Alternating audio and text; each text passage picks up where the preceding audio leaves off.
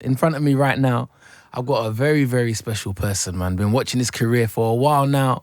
Mr. 90 on the M, Golden Boot. Of course, no better. You know exactly who I'm talking about. Banter on me, Headie one in the building. Come on. Yes, bro, what is going on, man? I'm just there, man. Literally, all's good right now.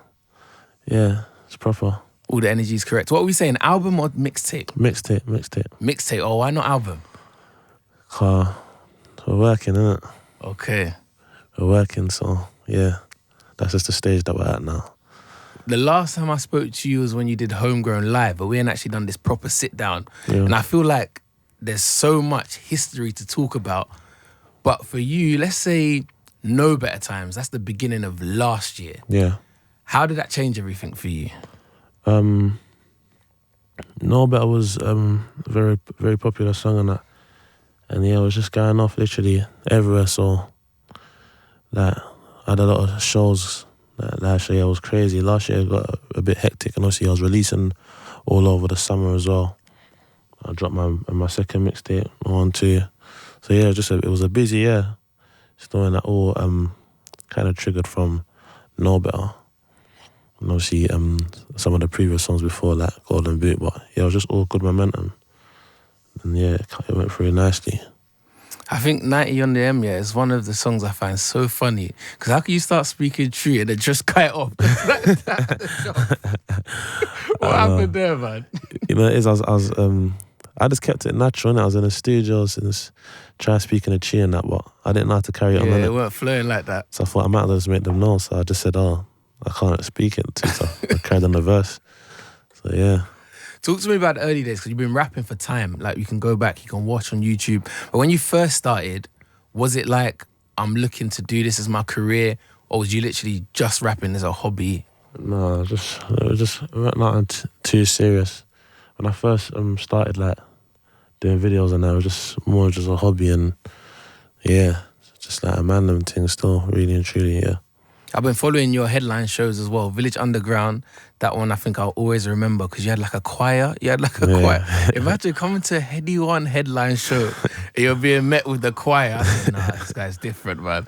And then we went to Electric Brixton, which was sick. I remember when you got in the crowd and everyone was just going mad. I was like, nah, it's switched up now, man. How have the fans been to you? How's having fans changed you? Sort of thing. It's just like, it's made me know that obviously what I do is appreciated, and obviously that sometimes I get some powerful messages and that tell me about how I've helped people's situations and that, and yeah, it's proper motivating still. So yeah, man, it's made me know that obviously I'm having a bit more of an effect than not just me, if you know what I'm trying to say. So yeah, man, it's just a step up time, really. Yeah. I feel with the Headie fans as well, they're always demanding a lot from you, man. They want music all the time. No, they don't give me no rest, innit? They don't still, but yeah, man, I'm here. That's what I'm here for. It's good. 2019, top of the year, bam, straight out. Just like that. When did you and Dave start talking about 1800? How did that come together? We never actually spoke about it. Literally, like, we just had like a casual conversation. Obviously, just like reasoning, saying we respect what each other do and that, and then he just said, yeah, see when the time is right, we're gonna link up and make something happen. So just kept the link and then up in the studio, and then we just created a few different vibes together and that. How was it? Was the beat done already, or do you do it from scratch? Like, how do you both work and bounce off of each other? In that instance, the beat was done already, so we were just listening to different, some pre-recorded stuff, like some snippets, like, you know, you got certain demos and that. We just back and forth, just chilling, holding the vibe, and then we just put that one, just like, struck a note, innit? A big note. Then it made sense when it all come together. Yeah, at the end, yeah. And I think another moment from this year, like we were talking about last year before, coming out at his headline show, because I saw that one, and I feel that transition in the show is just so sick, the way how it drops in. But then when I see you at Glastonbury, I said, nah. I remember I parked up, I was driving, I was watching on my phone. I said, hey, he's at Glastonbury. What was it like coming out to all of them people? It was good, man. It was good still. See all the people enjoying and celebrating the work and that. Definitely. So yeah, it was a moment. Honestly, Dave's a madman, Carl. I don't know how he come up with that transition there. That with the performance and that, the way it all mixes in with everything else he's doing while he's performing. It's proper sick still. So yeah, man, it gets the fans going. It gets them going big time. Yeah. And because I think with the video, we didn't see you at first. I was thinking, you didn't come. And then when you come into shot, it's like, nah, it's crazy. It's mad, man. It was mad. That was a moment still. Did you camp? Did I camp? Yeah, did you camp? Nah. Why not? It's not really my style still. You're not on camping? Yeah, it's not really my style. It's a bit different for me still. So what, you don't think you can ever do it when you're going to these festivals? I don't even know what the people do when they camp. But obviously I heard the basics about some awkwardness with the showering and that. Yeah. And obviously once that was enough for me, really. And I thought, I don't really want to be part of that. I hear you, man. I hear you. Let's bring it back to like more now times. Yeah. This video, when you dropped it, when I saw the click to Rubberoo Bands, I was trying to use all my links. Hey, I need to hear this song now. I need to hear it now. When you dropped that first video clip, where did you fly out for that one? And we was in Marbella. Okay. Was it Marbella? Yeah, we was in Marbella, yeah. And then, we were just chilling, literally holding the vibe, but we didn't take it too serious. We just running around and just literally just got everything on camera.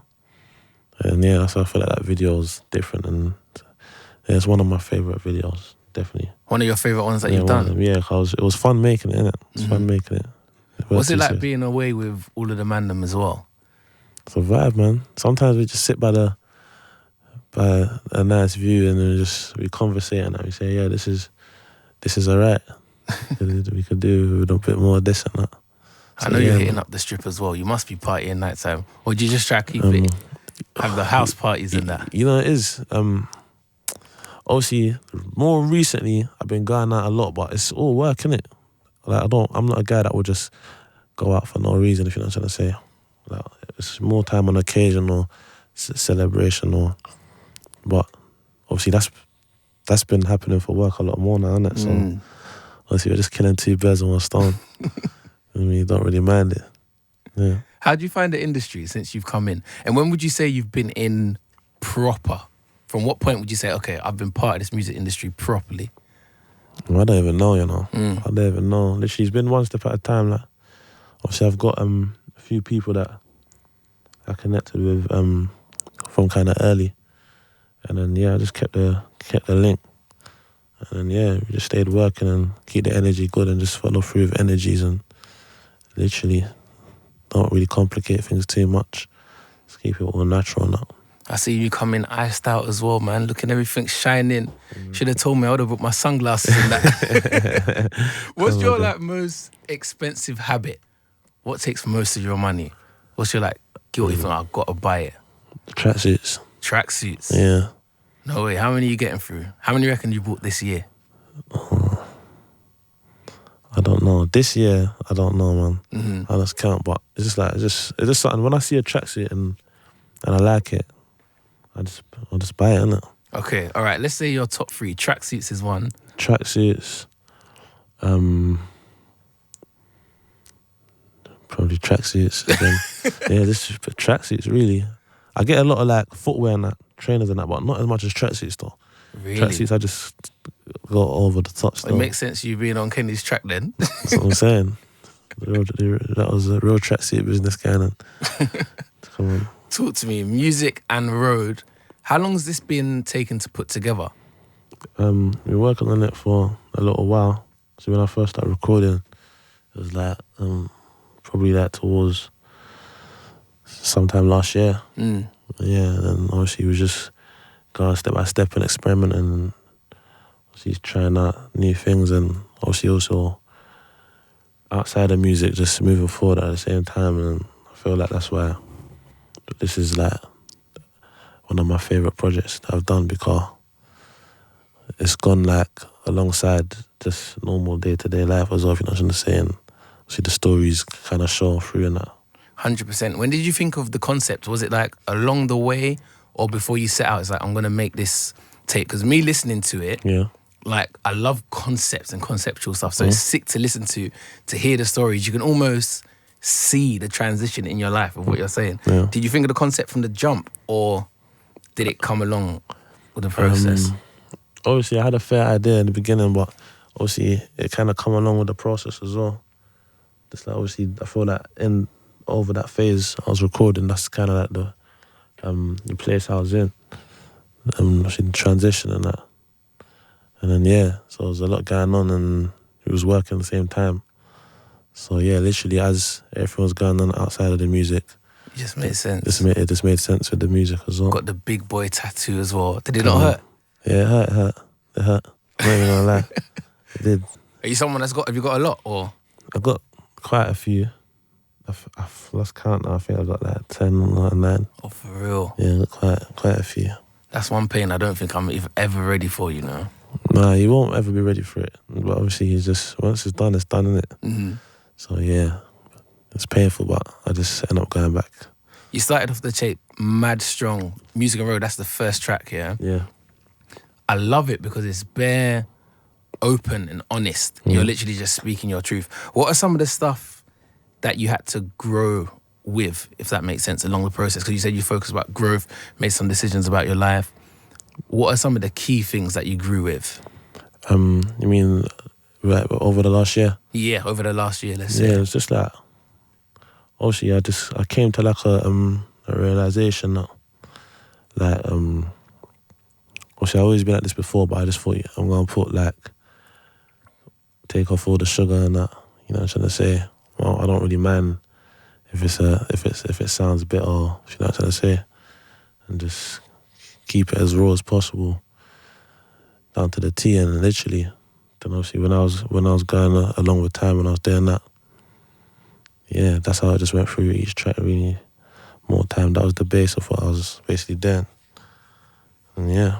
Who's speaking on the end of the track? Oh, that's my one of my grandparents. Okay. Yeah. So when I was away in Ghana, he was just talking and that, and yeah, I felt like that was an important message that he put across. Makes sense to put on it. Do you go Ghana often, or? Not often. When I last went, I hadn't been for like 10 years. Oh, 10? Yeah. Okay. And the first time I went in that 10 years was in February. The place has changed, right? Yeah, I like it now. Mm-hmm. Where do you stay when you go? I stay at Accra. Accra, okay, central, quite central. Accra, yeah, so yeah, man, it's lit in Ghana right now still. It's proper. Any artists out there that you could be working with? I know Guilty's on this one. Yeah. Producing on this one. But when I went Ghana, I was in the studio. Okay. Yeah, I was in the studio, and then I was connecting with quite a lot of people, and met a lot of people out there. All right, then hopefully the tree will be increasing by this time next time. I need to practice, so practice definitely. You love yourself a vocal as well, R&B vocals. As I say, Village Underground, the choirs out there. What, do you reckon you can do an R&B? You can go on that one? I reckon I can do whatever I want to do. I'll give it a go, why not? If you was an R&B artist, which one would you relate yourself to? I'll just come out with my own one. Okay, so new. We ain't even heard it before. New wave, and make it make sense to me, innit? All right, cool. Both is out. Everyone's talking about this sample. Yeah. How you've taken this track, flipped it. Yeah. How did this song come about?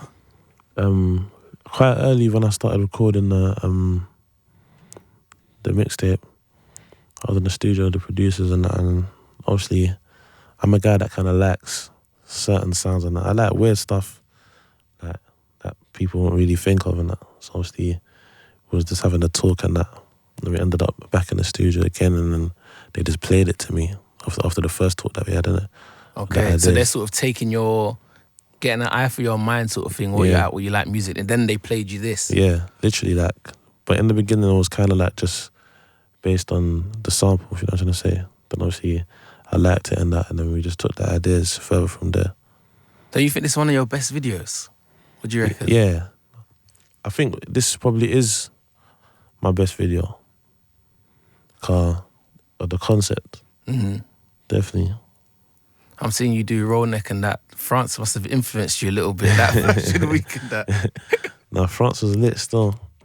I'm down for trying new things and that, so yeah, man, it weren't no biggie to wear a roll neck. You make it look good same way. Yeah. Do you like that whole fashion aspect? Do you reckon you can ever do the runway? Do you reckon you can walk it? Why not, man? Do a little walk quickly. There's no harm in walking. But yeah, I'm down for whatever, man. We're working. You and Skepta got in the studio as well. Yeah. How did that collab come about? Because that's a big, big look. The video's sick. The track's sick. Skepta, it's a similar situation to me and Dave. Me and Skepta's been reasoning for a while and just sending over like, the blessings and the good energy and that. And then we just said when the time's right, literally. You see, Skepta's been showing me love from early still. So he pulled up at my headline show and that, and he was supporting and doing that, all of those kind of stuff, and then giving advice. And yeah, literally, you just after a little while, we ended up in the studio, and then just come together with a song, literally. What can you learn from the way that he works? Was there anything you picked up from him? Like, oh, he does this way, or... I learned that he goes into a lot of detail on that. That's one thing I learned from him. Like, he looks at stuff that I wouldn't really look at. Like, I'm a guy that will like, how do I explain it? Like if something's there and it's sounding alright to me, I won't necessarily go into the details, but he likes the details and that. He likes the details still.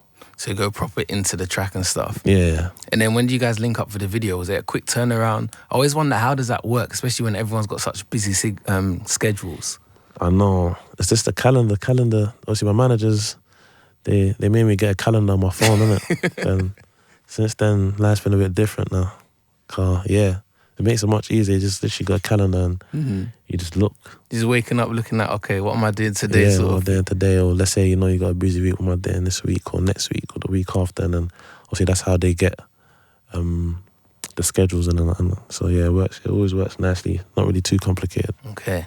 Talk to me. As United fans, we've been stressed the past year, man. New season, transfer window. How do you feel that went, first and foremost? You have to stay positive, innit? I say so. I feel like it went decent. We got the new players and that. I feel like they're doing well though. For the first game, I was excited. That 4-0 quickly. Yeah, man, we did the Chelsea. We was always going to do that to Chelsea, innit?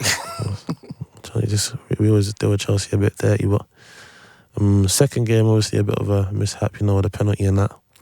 For real. But we're ready, man. Pogba should have taken it from him or nah? I think I should have taken it. You think you should have taken it? I think I should have taken it. I've seen your football challenge. It's a bit... Nah, man. I'm not too sure. They edited out all the good parts and that. They did, man. Are you sure? Yeah, man. That's the secret behind the video, because obviously when I was doing all the flip-flaps and all of the skillful stuff and that, I didn't see it in the video. That. Yeah, I'm seeing the video, I'm thinking, what's going on? What's going on? But yeah, man. It is what it is, isn't it? Obviously, Pogba missed it and that, but we got the rest of the season, innit? Go again. Come on. Go again. What am I saying? When I watch you play football, yeah, I feel like there's a player in there. Yeah. Well, obviously, you hit gym and that, you got a bit. What sort of player would you have been when you was banging ball? I liked centre midfield. Yeah, I've had to Makaleli and that. I liked the kind of defensive midfield, but I got decent footwork. Obviously, forget about the video, but I got decent footwork, innit? I'm gonna get myself on camera. I'm gonna prove everyone wrong again real soon. Please, we want to see that. I need to see like a 5-a-side, 7-a-side with you and RV. RV might have to start on the bench though, cause some of those touches. No, man. But that's what I'm saying. But RV was looking good in the video, so that's what I'm saying. But yeah, we need to do that definitely, man, in the summer or something. Did you see Krept and Conan Soccer AM? Yeah, that was, I thought, well, but I'm not even going to say nothing. Yeah. Go on, say what you're going to say. Obviously, like, people's getting onto me, but then I don't feel like it was fair now. Because I'm seeing balls going over, like... Lost. Yeah, like getting lost and that. Like, I didn't even see the ball land. Like, so the balls were still going in the air now. But yeah, it was funny though. It was funny still. It was funny, man. I need to see all of you lot get together to see who's really saying what, because these videos, anything can happen. That's what I'm saying. But yeah, we need to though, man. That'll be lit still. You guys are all on the track, on the tape as well. Yeah. You, RV, Krept and Conan. Yeah. And you was on their one as well, I Spy. Yeah. What's that relationship been like? No, Krept and Conan, they got great energy as well, man. And then they're positive. The proper positive still bring good vibes and that. Yeah, man, just ready to work. So literally, it was simple still. I always feel like when you're working with Krept and Conan, lyrics have to be on point because you know they're gonna come with something. They come with the mad punchlines and that. Mm-hmm. Definitely. But yeah, they went crazy on the song on the tape still. I think everyone went in on that one. What's your favourite song from the tape, do you reckon? I don't have one. It changes, innit? So if you ask me what my favourite song is today, then I could tell you, but it'll be different tomorrow, innit? Yeah, no, facts. The day after, it'll be a next one again. Even with like first time listening, when I listen for the first time, I'm thinking like, yeah, that's my one, that's my one, that's my one. But when you listen to the second time and then you deep what's going on, it's too hard to pick. That's why I wanted to ask you. It's tough still. It's tough. I feel like it's more... I feel like the song kind of chooses you depending on your mood, innit? So I'm saying, I feel like that's what's... Yeah, that's how I gauge it. Facts. So we've seen football, which you're telling me you got tech, so we're going to have to accept it. Yeah. The fashion, we can all clearly see, all right, you're doing your thing. Not too bad. Acting now. I've seen you pop up in Swirl this season. Yeah. What was that like for you? You know, it was hard. That was hard because, obviously, I was trying to not laugh, innit? Mm-hmm. Obviously, Michael Zappa is funny, and it's funny still. Obviously, I was trying to hold on the laugh, but obviously trying to play the role as well. So yeah, it was a task, man. It was a task. We had to do it like 67 times or something. Oh, bare takes and that. Yeah, bare takes, but we done it in the end though. I think I held in my laugh. Yeah. I think. How do you analyse your performance? Who would you say you're like as an actor? Leonardo DiCaprio. Leonardo. Yeah, man, we got to set the standards higher now. I'm thinking more Phil Mitchell. Nah. But Phil comes cold though. Yeah, no, I feel he's a legend in this. Yeah, he comes cold. But I think I could do the Leonardo DiCaprio thing. Yeah. 100, yeah, man. Why not?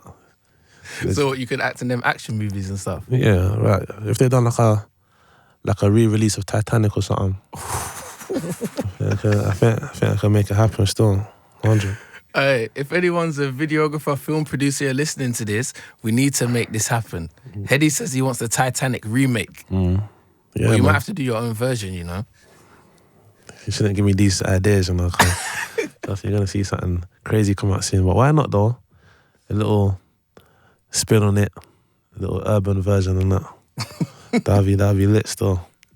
We're waiting for it for sure, man. Waiting for it. Moving forward in the tape as well, you, Steph, and Nav all got together. Yeah. I love that little transition from Steph to you when it drops in. It's nice, man. No. It's nice. When do you guys all work?